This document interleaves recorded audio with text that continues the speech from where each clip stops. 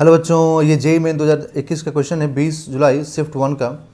AC voltage 20 sine omega T volt of frequency 50 hertz is applied to a parallel plate capacitor.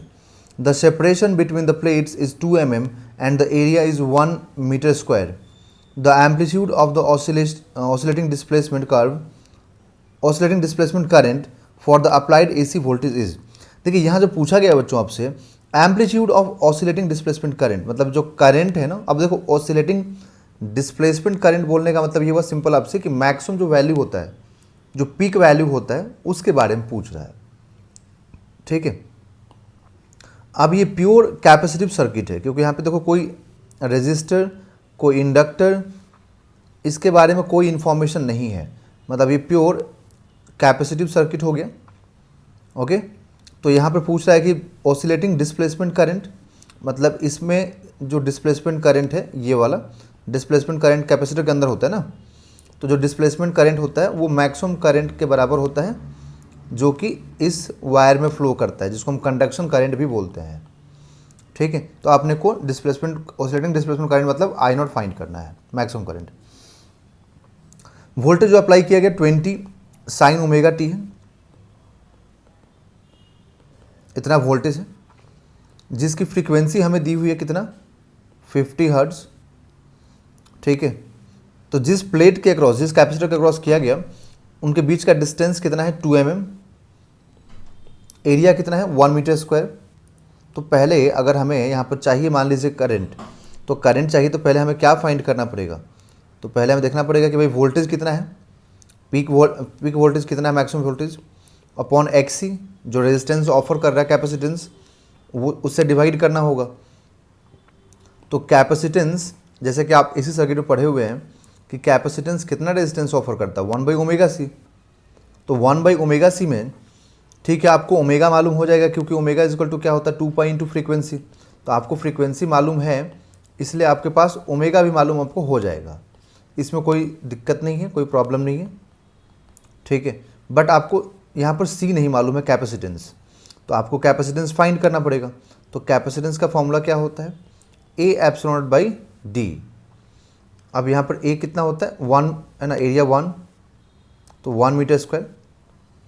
Epsilon not का value रख दीजिए 8.85 into 10⁻⁻12 divided by distance. तो इनके बीच का separation कितना है, 2 mm, मतलब 2 मिलीमीटर। ठीक है, तो ये कैंसिल हो जाएगा, इसको हम कैंसिल करेंगे तो 2 से ये, तो 4.425 इंटू 10⁻⁻9 फराड, ये कैपेसिटेंस आ गया बच्चों।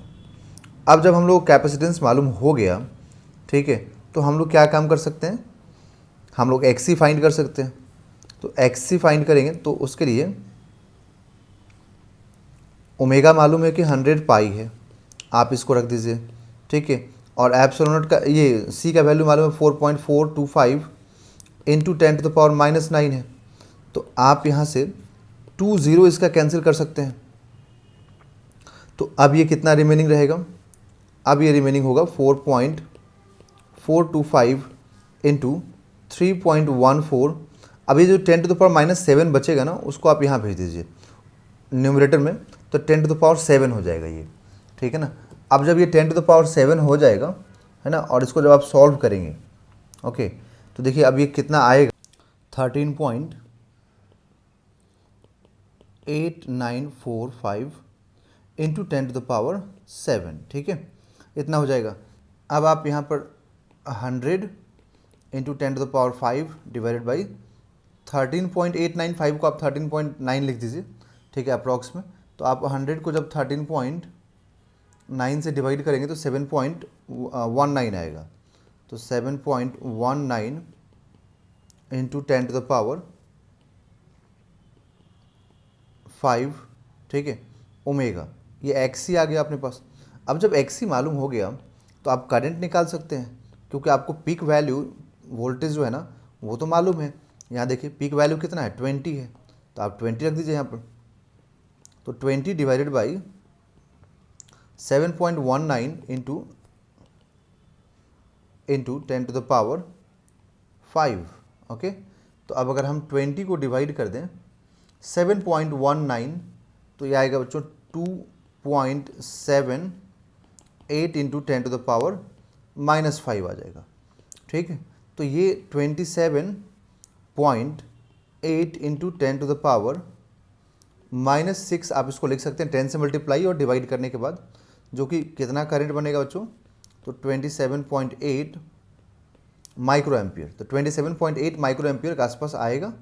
ठीक है, तो इसको हम 27.8 मतलब 27.79 माइक्रो एम्पियर हम बोल सकते हैं। तो ऑप्शन नंबर जो सी होगा वो करेक्ट होगा बच्चों।